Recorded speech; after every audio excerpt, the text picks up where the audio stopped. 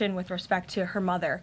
The president encourages any American across the country with any knowledge of this suspect to please call the FBI, who continue to assist state and local authorities who are leading this investigation on the ground. And once again, I will reiterate that the prayers of this entire White House are with Savannah and her family at this time, and we hope this person is found soon and that her mother is brought home safely. President Trump has a very busy week ahead, so I will begin with some scheduling announcements today. Tomorrow here at the White House, the president will host Israeli Prime Minister Benjamin Netanyahu for a bilateral meeting. The remainder of the week will be focused on energy and deregulation. Tomorrow afternoon, the president will hold an event in the East Room to tout clean, beautiful coal as America's most reliable and affordable energy source, especially during periods of peak demand, just as we saw during this most recent winter storm, which impacted hundreds of millions of Americans. The president will discuss how clean, beautiful coal is not only keeping the lights on in our country, but also driving down the cost of electricity across the country as well. Additionally, on Thursday, President Trump will be joined by Administrator Lee Zeldin to formalize the rescission of the 2009 Obama-era endangerment finding. This will be the largest deregulatory action in American history, and it will save the American people $1.3 trillion in crushing regulations. The bulk of the savings will stem from reduced costs for new vehicles, with the EPA projecting average per vehicle savings of more than $2,400 for popular light-duty cars, SUVs, and trucks. This is just one more way this administration is working to make life more affordable for everyday Americans. Overall, these groundbreaking actions from President Trump will drive larger economic growth, create thousands of good-paying jobs, expand manufacturing, increase consumer choice, and improve affordability for millions of families and businesses. Finally, on Friday, President Trump and First Lady Melania Trump will travel to Fort Bragg in the great state of North Carolina to meet with military families and the heroic members of our special forces who carried out the successful Operation Absolute Resolve in Venezuela and helped bring narco-terrorist Nicolas Maduro to justice. I know the President and First Lady are both greatly looking forward to this visit. Also, the First Lady will celebrate Valentine's Day at the Children's Inn at the National Institute of Health tomorrow, with children, families, and NIH staff involved in clinical trials. In other news this week, thanks to President Trump signing the largest middle-class tax cut in history, this is shaping up to be the biggest tax refund season ever, and we are in it now. President Trump and Republicans fundamentally believe that Americans deserve to keep more of their hard-earned money, not less, which is why he fought so hard to deliver this long overdue relief. From no tax on tips, overtime, or Social Security, to auto loan interest deductions on new American-made vehicles, plus increases to the standard deduction in child tax credit, more money is flowing back into the pockets of hardworking Americans. We're already hearing from everyday Americans across the country who are reporting substantial tax savings thanks to the Working Families Tax Cut, which every single Democrat in Congress voted against. AMAC, which represents millions of Americans, has heard directly from more than their 1,000 members already about how the Trump tax cuts are easing cost of living concerns. I wanted to share a few of those powerful responses with you today. This one comes from Dean and Wendy in Wisconsin, who says, quote, "Instead of paying out $3,700 last year, we got back $2,500 in refunds this year. This is huge for our family." Steve from California said, quote, "The new senior citizen deduction is a tremendous relief and has given us peace of mind and the freedom to truly enjoy the retirement years we worked so hard for." Eric from Nevada said, "As a senior, no tax on Social Security helps me tremendously. The no tax on tips helps my daughter-in-law as a waitress. The no tax on overtime helps my son, who works constantly. Our family savings from the One Big Beautiful Bill could total even more than $5,000. We love the Trump tax cuts." These are just a few positive examples of the everyday Americans that President Trump's tax cuts are uplifting. We'd love to hear more from the American people across the country who are benefiting from the Working Families Tax Cuts. The White House is also pleased to share that parents across the country can now officially apply to open a Trump account for their child. In order to apply, parents can visit trumpaccounts.gov and fill out the IRS form 4547. These Trump accounts are special investment accounts aimed at providing American children with a jump start on building wealth for life. They have all the tax advantages as a traditional IRA account, but are specifically tailored to build wealth the moment a child is born. Thanks to President Trump, every child born between January 1st, 2025 and December 31st, 2028 is eligible to receive $1,000 from the U.S. Treasury to fund their account. Parents, guardians, and even nonprofits can then contribute up to $5,000 per year. Employers can also contribute up to $2,500 per year per employee. President Trump believes there is no better investment than investing in our nation's children. If you are a parent who maximizes contributions to your child's Trump account, its projected value could reach nearly $1.1 million by the time your child turns 28 years old, based on average historical stock market returns. Safe to say, the Trump accounts will give a substantial head start to position the next generation for a brighter future.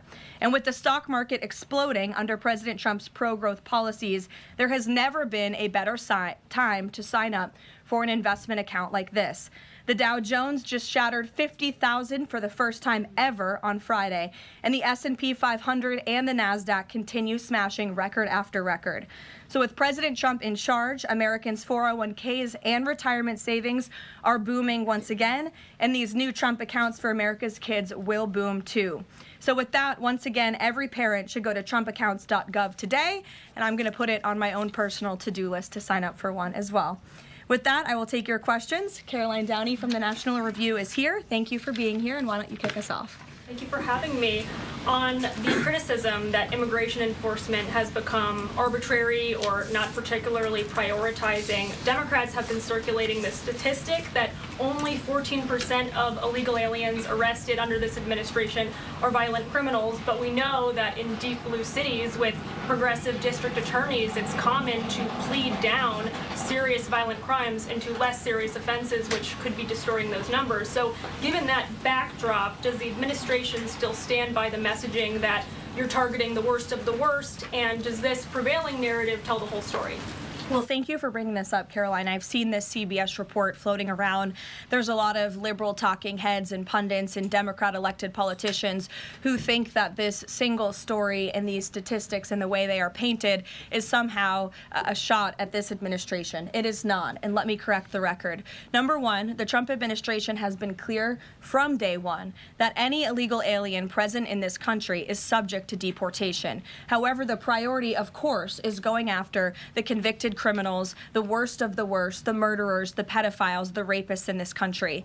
Interestingly, in the CBS story, what the Democrat talking heads on television are not saying is this line. Nearly 60% of ICE arrestees over the past year had criminal charges or convictions. And among that population, the majority of the criminal charges or convictions are for nonviolent crimes. Oh, well, what are nonviolent crimes, you ask?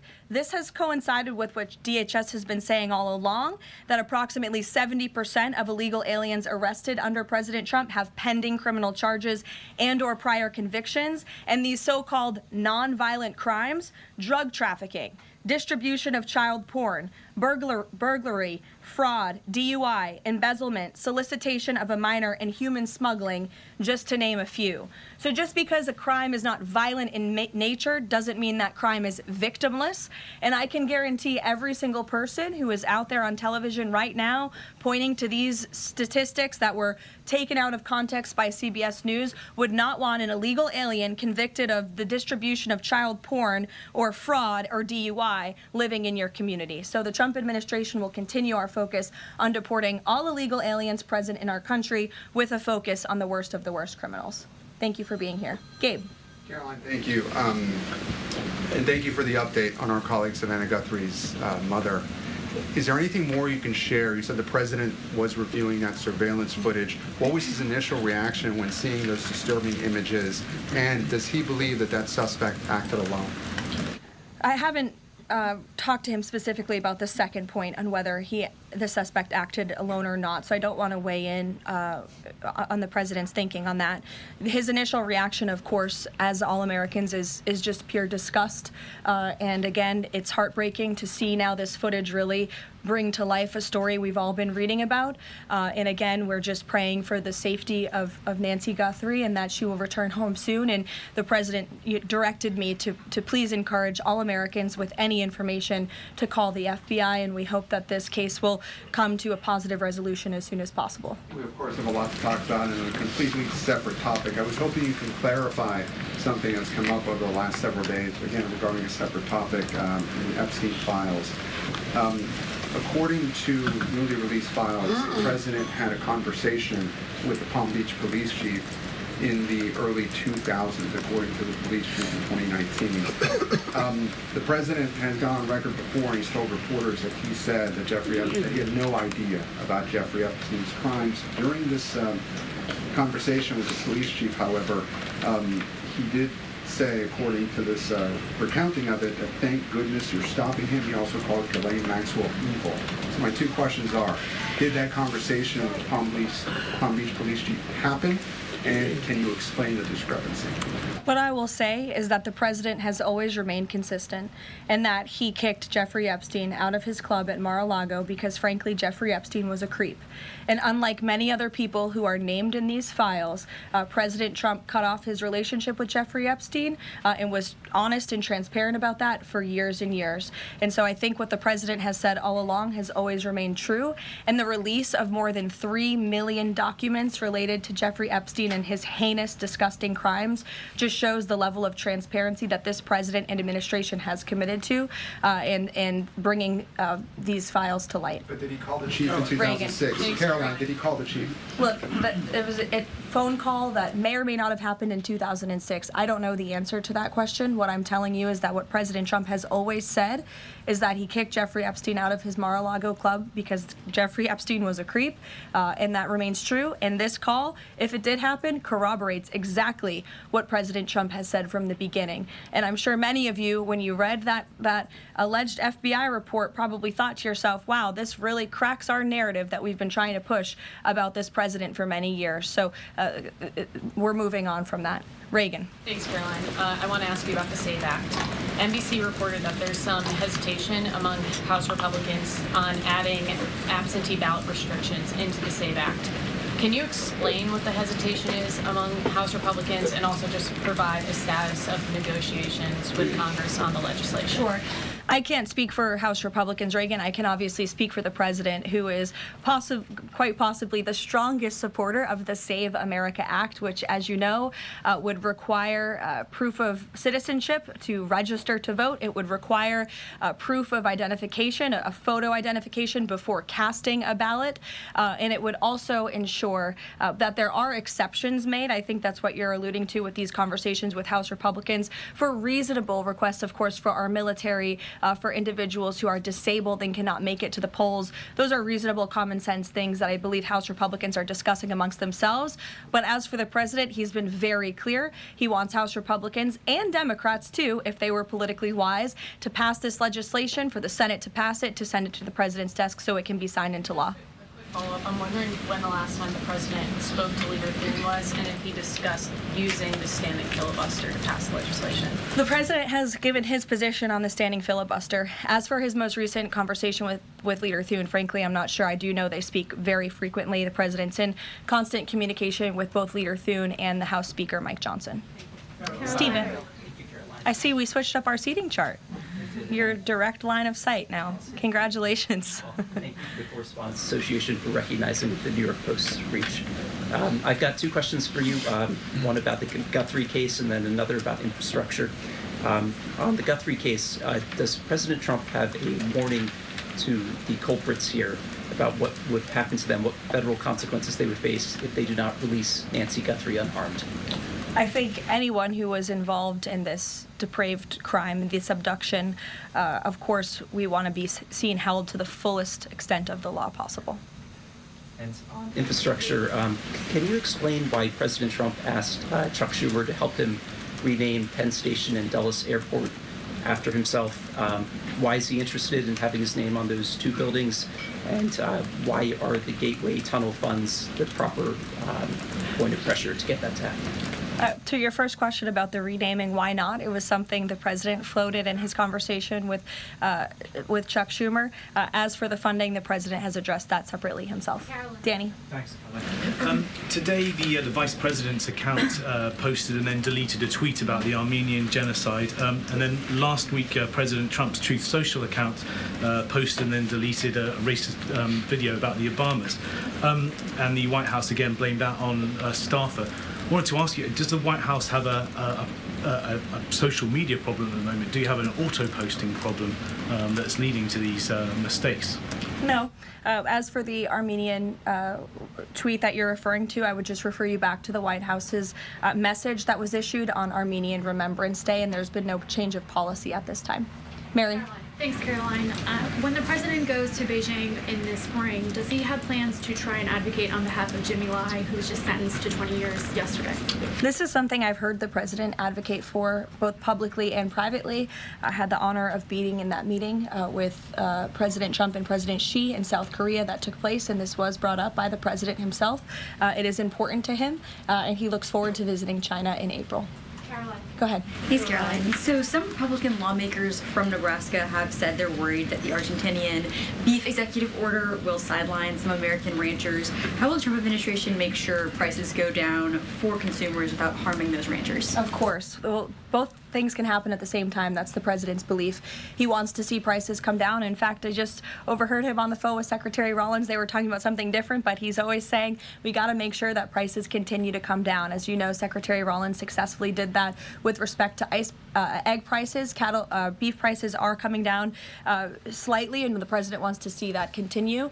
He believes that a minor import to the country with cattle might be a short-term solution with respect to bringing down prices, but of course protecting our American cattle and rancher industry is a priority for the president, and he's in touch with those stakeholders. We've had them here at the White House a few times in recent months to discuss this issue directly.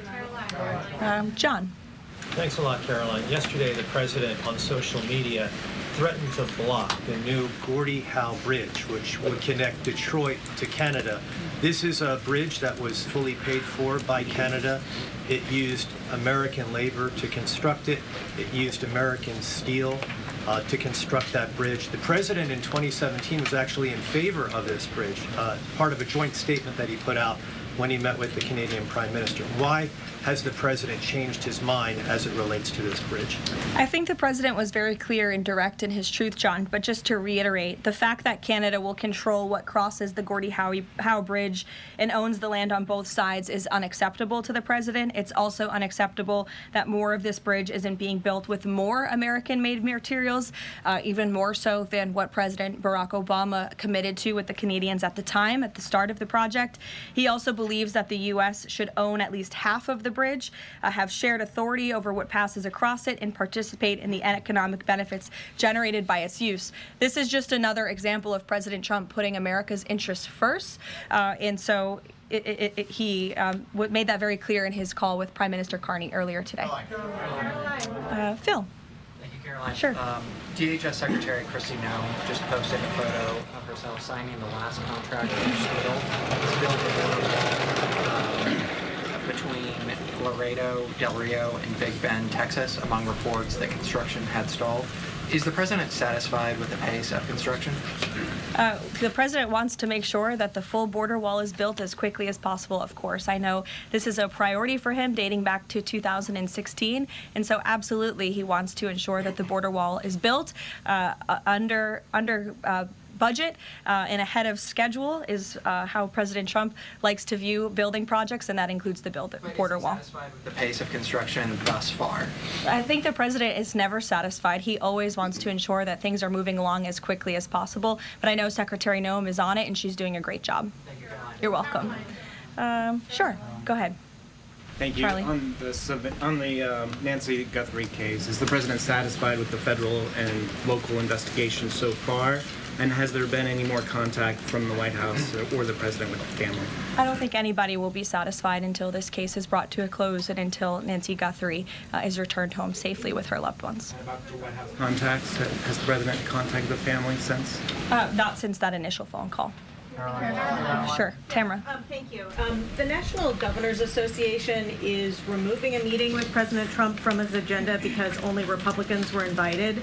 Is the White House reconsidering inviting Democrats, or do you think Republicans are still going to show up? Like, where does that stand now? No, look, I just spoke with the president about this. It is a dinner at the White House. It's the people's house. It's also the president's home, and so he can invite whomever he wants to dinners and events here at the White House. I believe Governor Moore was invited last year, and he did not show up to the dinner last year. Nobody reported on it. But again, the president has the discretion to invite whomever he wants to the White House, and he welcomes all those who received an invitation to come. And if they don't want to, that's their loss. And on Ghislaine Maxwell, is the president going to rule out a pardon for her? In her testimony, deposition yesterday, her legal team seemed to be making a case, again, for a pardon from the president. Again, this is not something I've discussed with the president recently because, frankly, it's not a priority. He's focused on many of the issues that the American people are dealing with and providing solutions to those issues. So I haven't spoken with him recently. Last time we did speak about it, he said it's not something he's considering or thinking about. Karoline. Go ahead, Bloomberg. Thanks, Karoline. Secretary Litnick today was testifying on the Hill, and he said that he had visited Epstein's Island in 2012 with his wife and children, and that's after he said that he had cut ties with Epstein, and Justice Department documents show that he was in contact with Epstein through 2018 over messages. So does the White House stand behind Secretary Litnick right now, or given what he has said today, has there been any shift in how the White House is viewing Secretary Litnick's performance? No, Secretary Litnick remains a very important member of President Trump's team, and the president fully supports the secretary. I will just point out that there are a lot of wins in the news this week that people in this room have not asked about because you continue to ask questions about the same subject, so let me point them out for you. Again, on Friday, the Dow shattered 50,000 for the first time ever. This week, the American Society of Plastic Surgeons came out in opposition to gender mutilation surgeries for children. They are the first major medical group to do so.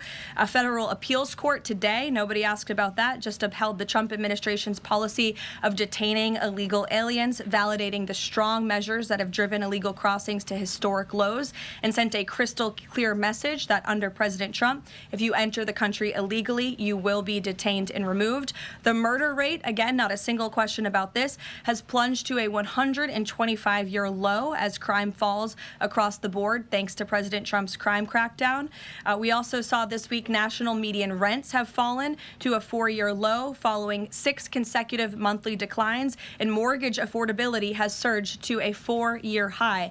Home ownership is the core foundation principle of the American dream, and I will repeat that mortgage affordability this week surged to a 4-year high, but not a single of mention of that in this briefing room today. And again, this came out last Friday, but for an unprecedented 9th straight month, there were 0 illegal border crossings at the southern border. So we're going to get back to business. The president is very busy today, and you will see him all tomorrow at the event in the East Room touting his administration's energy policy. Thank you.